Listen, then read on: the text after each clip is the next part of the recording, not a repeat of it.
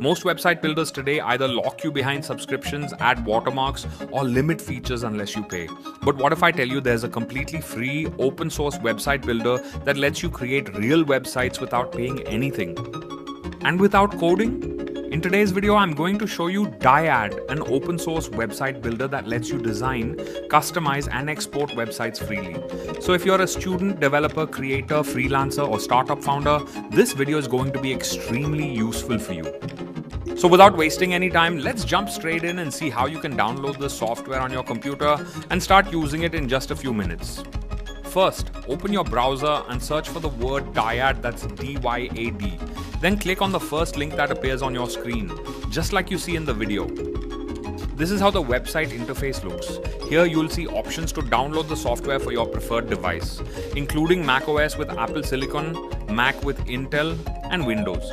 You can simply download the version that matches your system. What's even better is that the website automatically detects your device and highlights the correct option for you.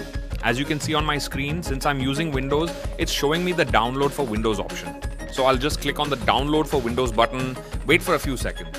And as you can see, the setup file has now started downloading. The setup file is around 200 megabytes in size, so just let it download completely. Make sure you have a stable internet connection while it's downloading. And while we're waiting, don't forget to like this video, share it with your friends, and subscribe to the channel for more useful content like this. As you can see, the setup file has been downloaded successfully. Now, simply click on it to continue with the installation process. At this step, you might see a pop-up like this that says Windows protected your PC, or a similar message depending on your device. This is completely normal for new or open source software. Just click on More Info and then select Run Anyway to continue with the installation. So now the installation is complete and the software is opening. Just let it launch, and once it's ready, I'll show you how to configure it so you can start using it for free. The interface looks quite similar to other AI-powered website or app builders, but the key difference here is that Dyad runs entirely on your own machine. You're not dependent on any cloud platform. All you need to do is add your own API key to start using the builder to create websites. So first, let me show you how you can add your API key or connect a custom LLM provider. So to add your API key, simply click on the settings option located in the left sidebar. Then click on model providers. Here you'll see several AI model providers listed, including options for custom LLMs as well. In this video, I'll be adding a Gemini API key, but you can use any provider of your choice, such as OpenAI, Anthropic, and others. So for now, I'll just click on the Google option. Here, you just need to paste your API key and then click on the Save Key button. And that's it. You're now ready to build anything using this software with your API key. Now here I'll type a prompt and start building. Let's create an online food ordering website, inspired by platforms like Zomato and Swiggy. I'll write the prompt, briefly explain what it includes, and once that's done, I'll simply press Enter.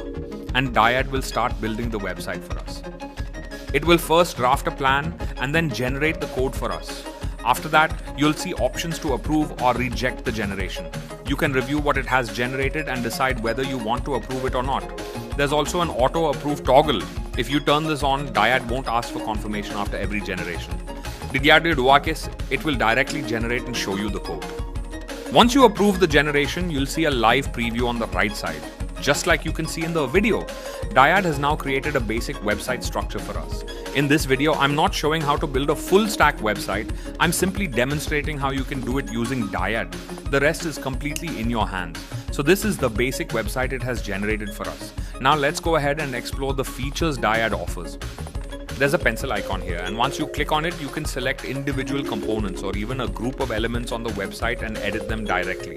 Instead of explaining every component to Dyad using long prompts like which element to change, where it's located, and how it looks, you can simply select the exact element you want to edit. This makes the whole process extremely easy. As you can see, I've selected the search input field.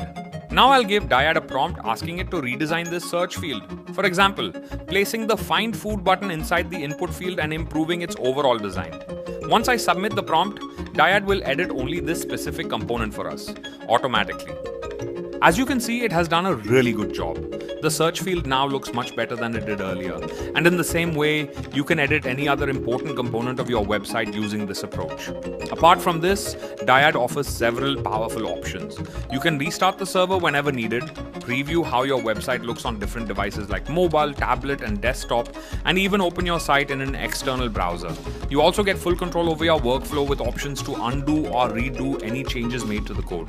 There's also a build mode that you can toggle on to ask questions or get suggestions while working. On top of that, you can directly connect a Supabase database to add backend functionality, push your code to GitHub, and even deploy your project to Vercel. All of this essentially turns Dyad into a full stack development tool, which is honestly insane for a free open source builder. There are many more tools that Dyad offers, but I'll leave that for you to explore on your own. That's it for today's video. I hope you found it helpful. If you did, make sure to like, share, and subscribe to the channel. I'll see you in the next one.